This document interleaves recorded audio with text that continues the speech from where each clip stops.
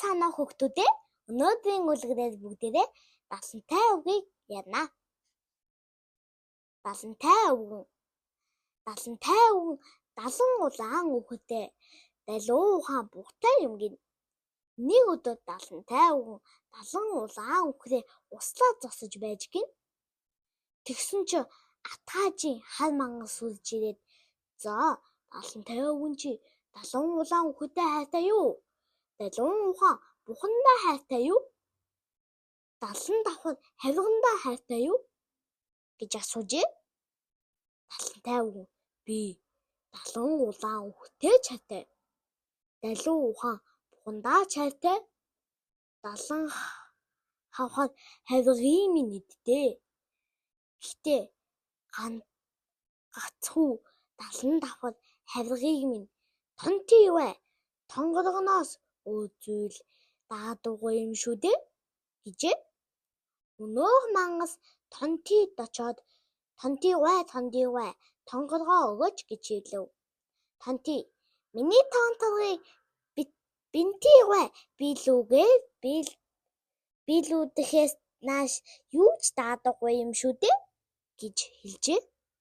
Мангас цааш явж бинтий бай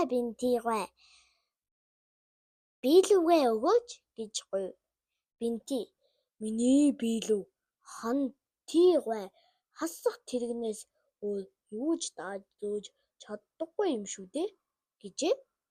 Мангас хантий бай хасах тэрэгээ өгөөч гэж хэлв. Хантий миний хасах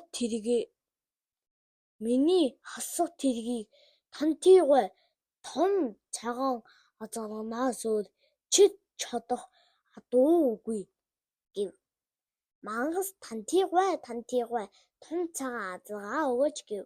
Тонтий миний том цагаан азаргыг унтий бай цагаан уургаар барихгүй бол өөр уурга дийлэхгүй гэв.